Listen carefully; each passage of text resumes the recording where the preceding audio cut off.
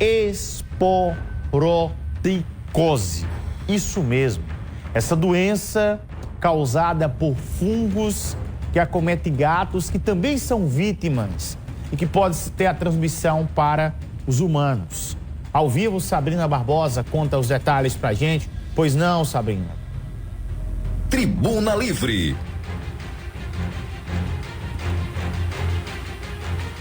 Oi, Bruno. E vocês aí de casa que estão acompanhando a nossa programação. Exatamente, Bruno. Esporotricose é uma doença causada por um fungo que afeta os animais, mas que diante disso pode ser transmitida também para os seres humanos, ou seja, para as pessoas.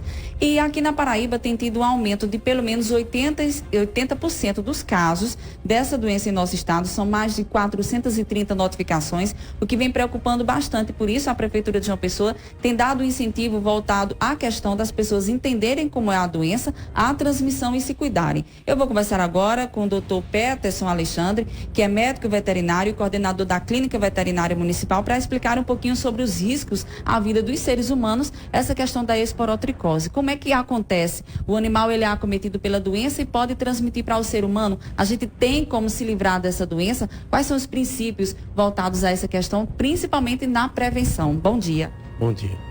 Primeiramente, a nível de controle populacional, a Prefeitura inclusive já tem feito isso, né? Através das castrações, porque diminui a quantidade de animais errantes e, consequentemente, a exposição deles a esse fungo, tá? E a melhor forma de prevenção é, ao verificar um paciente, um felino, no caso, né? Contaminado com feridas pelo corpo, feridas com aspecto de pus ou de sangue, com aumento do nariz, manipulá-lo com luva. Essa é a melhor forma de se prevenir com pacientes que já tenham indícios, né, clínicos de ter a doença da esporotricose. Nesse caso, doutor, no ser humano, como é a doença? Tem o mesmo aspecto da que tem no gato? Sim, ela tanto tem a repercussão de pele, né, que chama térmica, que é na primeira camada da pele, como também tem a repercussão em vasos linfáticos, que é como se ficasse um cordãozinho de contas no braço e, consequentemente, causa dores abaixo do braço e também pode levar a alterações respiratórias a depender do grau de contaminação. Antes da gente falar sobre como se cuidar quando se tiver a doença, vamos falar um pouquinho sobre os gatos para evitar que eles peguem essa doença. Tem como? Quais são os principais meios que a gente pode fazer com que o gato não pegue esse fungo? O primeiro ponto é começar a desmistificar, né, que é como tem se repercutido como doença do gato. Não se trata de doença do gato, né? O gato é uma vítima desse acometimento fúngico, que era conhecido popularmente como doença do jardineiro. A melhor forma de poder controlar é diminuindo essa questão de gatos semi-domiciliados, ou seja, que estão em casa e têm acesso à rua, né? Mantendo eles mais a nível de reclusão mesmo, assim, mantendo eles dentro de casa e, se for passear junto com eles. Tá? Então essa é a melhor forma de controlar e evitar que ele tenha contato com outros felinos potencialmente contaminados e venham a brigar, a se cortar, e aí sim haver uma contaminação do seu felino.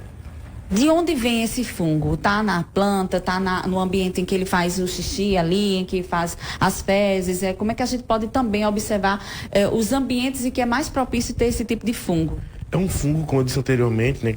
Por isso que é chamado de doença do jardineiro, doença da roseira, porque primariamente, ele tem uma preferência por ambiente orgânico. Então, casca de árvore, espinho de rosa, feridas contaminadas de outros felinos ou caninos que também podem ser acometidos, ou até nós mesmos que podemos ser acometidos, tá? Mas regiões com material orgânico têm uma proliferação desse fungo chamado Sporotrix. Pois é, muito cuidado, inclusive os casos têm aumentado aqui no estado da Paraíba. Doutor, só para a gente finalizar, no caso de ser acometido pela doença, o que é que deve ser feito, o que é que deve procurar nós como seres humanos? No caso, primeiramente falando do felino, havendo a suspeita clínica, né? Procurar o centro de zoonoses para diagnosticar esse paciente, tá? E no ser humano, procurar um dermatologista ou um infectologista. Aí, obrigada, viu, pelos seus esclarecimentos. Fico alerta. Vamos cuidar dos nossos bichinhos e ter mais cuidado, principalmente nos momentos de passeio, para onde você está indo, onde você está levando e, claro, procurar a clínica. Obrigado, Sabrina, pela tua participação agora conosco às 7h42. É o Vaqueirinho do Armazém. Vem pra cá!